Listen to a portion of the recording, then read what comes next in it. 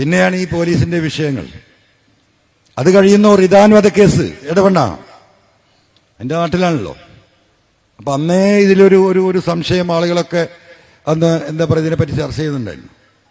ഞാൻ കഴിഞ്ഞ 3 കൊല്ലമായിട്ട് പോലീസിലേക്ക് തിരിഞ്ഞു നോക്കാറില്ല. ഈ 2ാം ഭരണത്തിൽ ആര് വന്ന് എന്ത് പറഞ്ഞാലും നമുക്ക് പറയാൻ പറ്റുന്ന ഓഫീസർമാര് മനുഷ്യത്തല്ലോല് ചിലവരൊക്കെ ഇവിടെയൊക്കെ ഉണ്ടായിരുന്നു. അവരെയൊക്കെ ഒന്ന് വിളിച്ചു പറയാൻ നോക്കണം കേട്ടോ. ഈ സുജിത് ദാസിനെ ഈ 3 കൊല്ലത്തിനിടക്ക് 1 or 2 പ്രാവശ്യം, അതും ഈ പോലീസുകാരുടെ ട്രാൻസ്ഫറുമായി ബന്ധപ്പെട്ട്, അമ്മക്ക് ക്യാൻസർ, ഭാര്യക്ക് കിഡ്നി പേഷ്യന്റ്, പിന്നെന്താ ഒന്നും കൂടെ ഉണ്ട്, കുട്ടിക്ക് വളർച്ചയില്ലായ്മ, ഒരു പോലീസുകാരൻ പാവം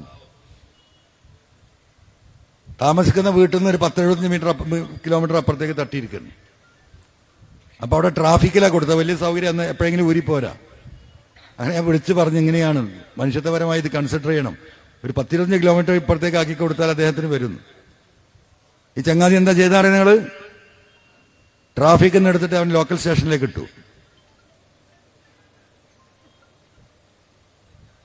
ഇതാണ് പോലീസ് ഇവിടെയൊക്കെ നിൽക്കുന്നുണ്ടല്ലോ. ഒരുപാട് പോലീസുകാർ അവരുടെ അനുഭവങ്ങളൊന്നും സ്വകാര്യത്തിൽ ചോദിച്ചു നോക്കണ്ട്. ജനങ്ങളെ മാത്രല്ല, ഇതാണ് ടെറർ, എന്താ പറയാ, ടെറർ എന്ന് പറയും, പേടിപ്പിക്കുക. അപ്പൊ അതിന്റെ ഭാഗമായിട്ടാണ് ഈ കാര്യങ്ങൾ നടക്കുന്നത്. അപ്പൊ ഞാനിങ്ങനെ അന്വേഷിച്ച് നോക്കുമ്പോൾ ഒന്നും നടക്കണ ഒരു ലക്ഷണമില്ല.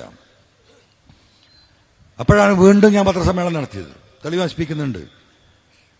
പ്രിയപ്പെട്ട ജനങ്ങൾ, നിങ്ങൾ അറിയേണ്ട ഒറ്റ കാര്യം, ഇപ്പൊ ഈ കള്ളക്കടത്തും റിദാൻ വധക്കേസും മാമി കേസും ഒക്കെ അന്വേഷിച്ച് കുറെ പണിയുണ്ടല്ലോ.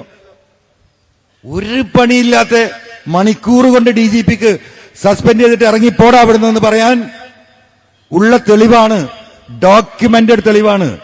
ഈ അജിത് കുമാർ വാങ്ങിക്കൂട്ടിയ സ്വത്തിന്റെ എല്ലാ രേഖകളും ഞാൻ കൊടുത്തിട്ടുണ്ട്. ചിലതൊക്കെ പത്രക്കാർക്ക് കൊടുത്തിട്ടുണ്ട്. ഒരു നടപടി ഉണ്ടാവണില്ല. വിജിലൻസ് ഇങ്ങനെ അന്വേഷിക്കുന്നു. അപ്പോഴാണ് മുഖ്യമന്ത്രി പത്രസമ്മേളനം നടത്തുന്ന 11 മണിക്ക് മുമ്പ്, 4 ദിവസം മുമ്പ് എന്റെ കയ്യിൽ കിട്ടിയതാണ്. തിരുവനന്തപുരത്ത് ഇയാൾ 35 ലക്ഷത്തിന് 33,80,000 ഫ്ളാറ്റ് വാങ്ങി, 10ാമത്തെ ദിവസം 65 ലക്ഷത്തിന് മറിച്ചു വിറ്റു. ആധാരത്തിലെ കാര്യമായി പറയുന്നത്. ആധാരം നിങ്ങൾക്ക് ചാനൽ കണ്ടിട്ടുണ്ടാവുമല്ലോ. ഈ സാധനം ഞാൻ 11 മണിന്റെ മുമ്പ് പുറത്തു വിടുക, ഇതെങ്കിലും കണ്ടിട്ട് CM ഒന്ന് അടങ്ങിക്കോട്ടെ എന്ന് വിചാരിക്കാൻ. അതിന് മുമ്പിലൊക്കെ കൊടുത്തിട്ടുണ്ട്. അതൊന്നും ഇത്ര ക്ലിയർ ആയിട്ട് നമുക്ക് എന്താ പറയാ കാണിച്ചു കൊടുക്കാൻ പറ്റില്ല. കാരണം ഒരു ദിവസം 2 ദിവസം പോലീസുകാർ അന്വേഷിച്ചെങ്കിലേ ആ 2-3 സംഗതികൾ കൂട്ടിമുട്ടുള്ളൂ. ഇത് പച്ചയായി 33,80,000 രൂപ ക്യാഷ് ആധാരത്തിൽ എഴുതിയിരിക്കുന്നു. റൊക്കമായി പണം കിട്ടി ബോധിച്ചു. പിന്നെ 10ാമത്തെ ദിവസം 65 ലക്ഷത്തിന് മറിച്ചു വെക്കുമ്പോ ആ 65 ലക്ഷം പണമായി സ്വീകരിച്ചിരിക്കുന്നു. ഇതാ ഡോക്യുമെന്റ്. ഒറ്റ പോലീസുകാരനാ DGP ഓഫീസിൽ നിന്ന് തിരുവനന്തപുരം രജിസ്ട്രാർ ഓഫീസിൽ പോയിക്ക 1 മണിക്കൂർ കൊണ്ട് ഈ ഡോക്യുമെന്റ് ശരിയാണെന്ന് പറയാം. നെറ്റ് തന്നെ കിട്ടും, എല്ലാവർക്കും കിട്ടും. ഞാൻ ആ ലിങ്ക് വിട്ടിരുന്നല്ലോ.